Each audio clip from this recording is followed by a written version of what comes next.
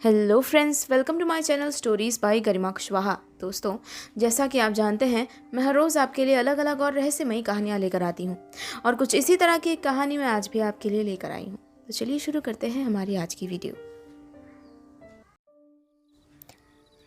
Samantha उस diary को लिखते वक्त भी बहुत घबराई हुई थी।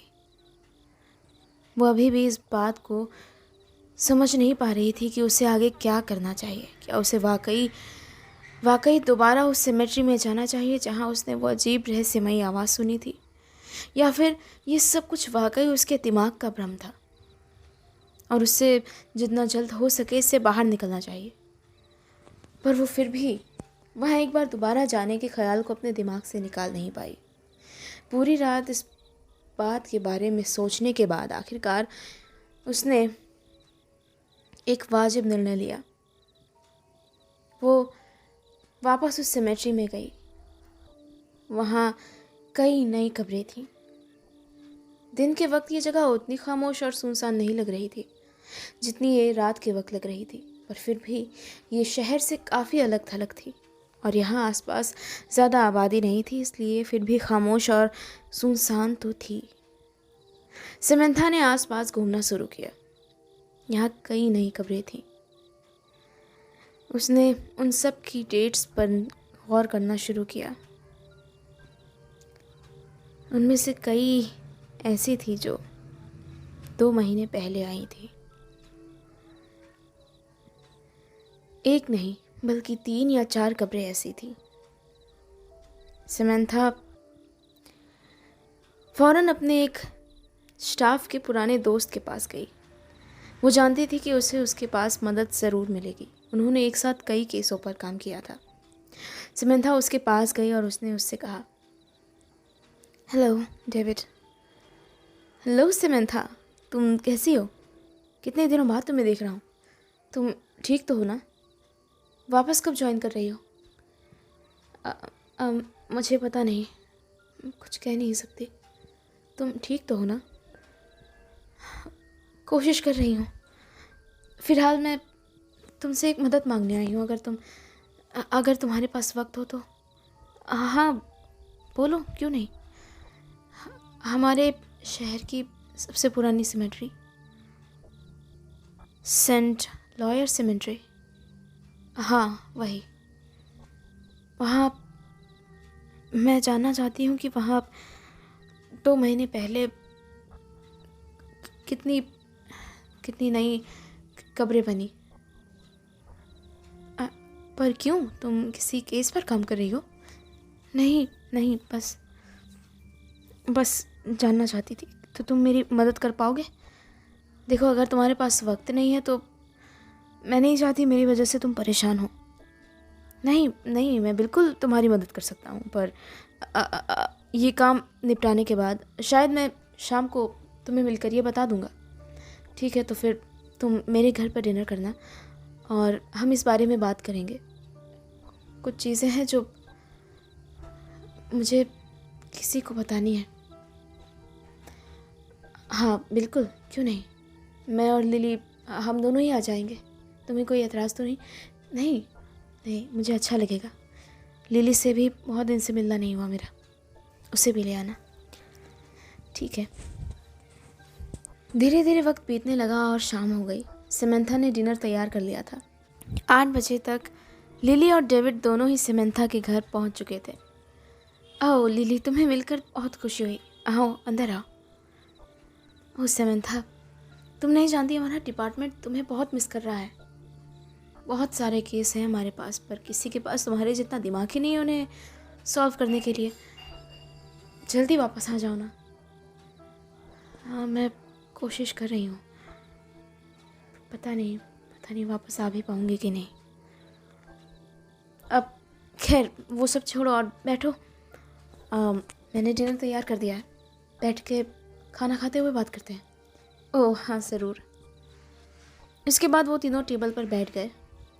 लिली ने समंथा से बातें करना शुरू किया और बातों बातों में समंथा ने कल रात हुई सारी घटनाएं लिली को बताई। ओह, तुम्हें क्या लगता है, क्या सच में ऐसा? मेरा मतलब कि क्या उसने तुम्हें कोई नाम नहीं बताया?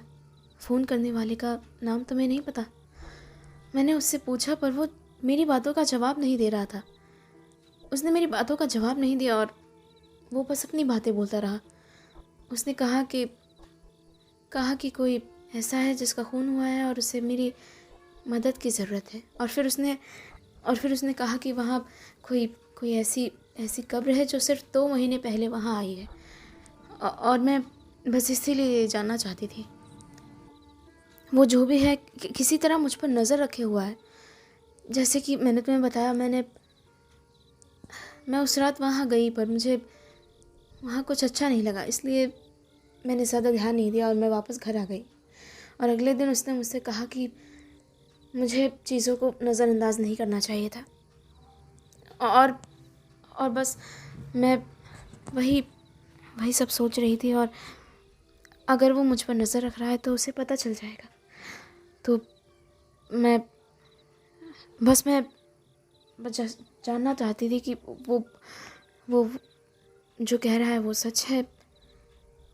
मेरा मतलब बस ये सब मेरे दिमाग का कोई फितूर तो नहीं है। नहीं सिमंथा, ऐसा मत सोचो, ऐसा कुछ नहीं है। हम तुम्हें जानते हैं, तुम कभी गलत नहीं होती हो। डेविड मुझे बता रहा था तुम परेशान हो, हम तुम्हारे साथ हैं। डेविड ने तुम्हारा काम ज़रूर किया होगा, है ना डेविड?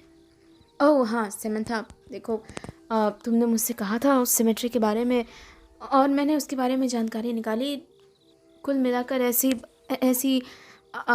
7 कब्रें हैं जो वहाँ 2 महीने पहले आई थी। 7 कब्रें?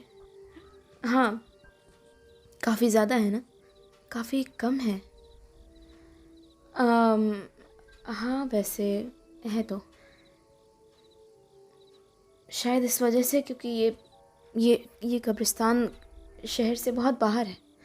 शहर के अधिकतर लोग शहर के बीचों बीच बने हुए कब्रिस्तानों का इस्तेमाल ज़्यादा करते होंगे। यहाँ कुछ ही लोग आते हैं। हाँ ठीक कह रही हो सकता है। मैं आगे क्या करूँ? उसने मुझे कुछ भी नहीं बताया मरने वाले के बारे में। इंतज़ार करो, हो सकता है वो तुम्हें दोबारा फ़ोन करे, शायद। तुम दोनों यहाँ आए, मुझे बहुत अच्छा लगा। तुम्हारी मदद के लिए बहुत शुक्रिया डेविड। अपने दोस्तों के चले जाने के बाद सिमंथा भी अपने कमरे में जाकर लेट गई और वो अब इन चीज़ों के बारे में गौर से सोचने लगी।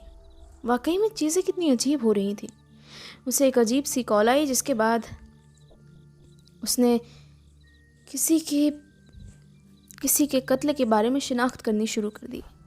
उसके दोस्तों ने उसकी मदद करने की कोशिश भी की और अब उसे ये काम करने में खुद थोड़ा थोड़ा इंटरेस्ट आने लग गया था।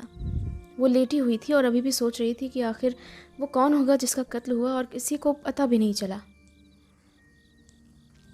यही सब सोचते सोचते उसे नींद आ गई। उस रात उसे नींद की गोलियों की ज़रूरत नहीं पड़ी। सोते हुए अचानक उसे ऐसा महसूस हुआ कि अचानक उसके घर में किसी के बोलने की आवाज़ आ रही है। ऐसा लग रहा था कोई कई दरवाज़ों के पीछे छुपकर झगड़ा कर रहा हो। 2 आदमियों की आवाज़ आ रही थी।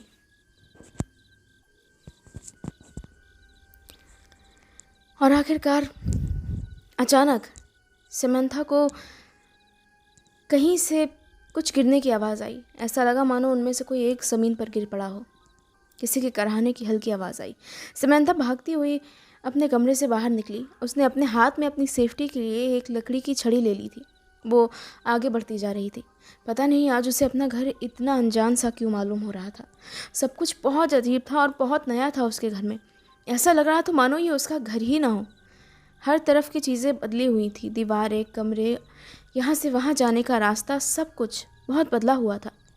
वो आवाज़ें धीरे धीरे तेज़ होती जा रही थी। ऐसा लग रहा था सिमंथा उनके करीब पहुँचती जा रही है। धीरे धीरे सिमंथा चलती हुई कुछ और आगे गई और वहाँ उसे एक कमरा नज़र आया। कमरे के बाहर फायरप्लेस था और एक बड़ा हॉल। फायरप्लेस के सामने कुछ काउच रखे हुए थे। कमरे में अंधेरा था और फायरप्लेस में जल रही लकड़ियों की वजह से ही उजाला हो रहा था। उस कमरे में पर्दे थे और उनके पीछे उसे 2 परछाइयाँ नज़र आई। उनके झगड़ने की आवाज़ अब सिमंथा साफ सुन सकती थी, पर वो क्या कह रहे थे इस बात का सिमंथा को कोई अंदाज़ा नहीं था। वो अभी भी उनकी आवाज़ें बिल्कुल साफ सुन सकती थी, पर उनका कहा हुआ एक भी शब्द उसे समझ नहीं आ रहा था। वो उस कमरे के करीब जाकर उसे अजीब नज़रों से घूर रही थी। उसे समझ नहीं आ रहा था कि आखिर चल क्या रहा है। अचानक वो यहाँ कहाँ आ गई। तभी अचानक उसे एक जोरदार गोली चलने की आवाज़ आई और वो चौंक गई। उसने धक्का दिया, दरवाज़ा खुल गया और वो कमरे के अंदर दाखिल हो गई। और जैसे ही वो कमरे के अंदर दाखिल हुई, अचानक उसकी नींद खुल गई।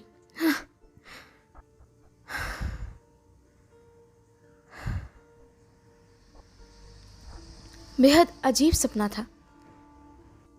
सिमंथा अभी भी सोच रही थी, कितना अजीब सपना देखा था उसने। शायद सुबह की सारी बातें उसके दिमाग में घूम रही थी और इसीलिए उसे वो अजीब सपना आया। वो एक बार दोबारा लेट गई। कुछ देर तक उन्हीं चीज़ों के बारे में सोचती रही और अपने सपने के बारे में भी। और फिर कुछ ही देर बाद उसे फिर से नींद आ गई। सुबह के वक्त तकरीबन 6 बजे उसकी नींद खुली। बाहर हल्का कोहरा था। आज भी ठंड काफ़ी थी। सिमंथा ने फ़ौरन अपना ओवरकोट उठाया, उसे पहना और वो अपने दोस्त से मिलने चली गई। वो जानना चाहती थी कि आखिर वो 7 लोग कौन हैं जिसके बारे में उसे पता चला, जिन्हें उन सेमेट्री में दफनाया गया था। सिमंथा कुछ ही देर बाद अपने दोस्त के घर पहुंच गई और वहां जाकर उसने दरवाज़ा खटखटाया। हो, गुड मॉर्निंग। कैसी हो सिमंथा? मैं ठीक हूँ। लिली, तुम कैसी हो? ओह हाँ, मैं बिल्कुल ठीक हूँ। अब ये तुम्हारे लिए है। ये उन लोगों की लिस्ट है जिसके बारे में कल उसने पता लगाया। हाँ, मैं जानती हूँ। ये उनके नाम हैं और उनके पते भी। उसने कहा कि शायद तुम्हें ज़रूरत पड़ सकती है। तुम दोनों का बहुत शुक्रिया। समंथा ने लिस्ट देखी। मरने वालों में एक उम्र दराज व्यक्ति थे, एक छोटी बच्ची और 2 एक्सीडेंट में मारे गए लोग। साथ ही 3 और लोग भी थे, जिनमें से 2 औरतें थीं, 2 बूढ़ी औरतें और एक लड़का, जिसकी मौत 2 महीने पहले ही हुई थी। इन सभी को देखने के बाद समंथा सोचने लग गई, अब इन 7 में वो बूढ़ा इंसान जिसकी मौत खुद ब खुद हुई है, उसका इस केस से कुछ लेना देना नहीं लगता। वो औरतें जो एक्सीडेंट में मारी गई, हो सकता है उनका एक्सीडेंट इसी तरह की साजिश रहा हो और वो बूढ़ी औरत, उसे दमे की बीमारी थी और वो छोटी बच्ची, वो भी मर गई पर वजह नहीं मालूम। और वो लड़का जेफ रॉबर्ट्स। अब मुझे इस बच्ची, इस लड़की और उन दो औरतों के बारे में पता लगाना है। मुझे डेविड से मिलना चाहिए, वो मेरी मदद कर पाएगा। ये सब करते करते शाम हो आई थी। समंथा डेविड से मिलने गई। डेविड से मिलने के बाद उसने कहा, तुम्हारी मदद के लिए बहुत शुक्रिया डेविड। मुझे इन सभी 7 लोगों में से इन 4 लोगों के बारे में थोड़ी और जानकारी चाहिए। ये लड़का जिसका नाम जेफरी रॉबर्ट्स है और ये छोटी बच्ची जिसका नाम एमा है। हम क्या इनके बारे में कुछ जानकारी जुटा सकते हैं? इस बच्ची के बारे में मैं खुद जानकारी ले आऊँगी। तुमने उसका पता मुझे दिया था, पर इस लड़के के बारे में और कुछ भी नहीं है हमारे पास। क्या तुम मेरी थोड़ी मदद करोगे इस बारे में? ओह हाँ, ज़रूर। मुझे भी इस लड़के का पता नहीं चला था। मतलब मैंने ढूंढने की कोशिश की पर मुझे मिला नहीं। शायद थोड़ी और कोशिश के बाद हमें पता चल जाए। ठीक है, तुम्हारा शुक्रिया। मैं बाकी इन तीनों के बारे में और जानकारी जुटाने की कोशिश करती हूँ। समंथा सबसे पहले एमा के घर गई।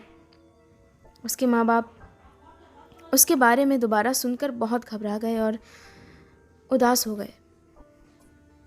आई एम सॉरी आपको परेशान किया। बस मैं जानना चाहती थी कि एमा के साथ क्या हुआ था। हाँ, मेरी बच्ची बहुत प्यारी थी। वो क्लास में पढ़ने में तेज़ थी और उसके कई दोस्त थे।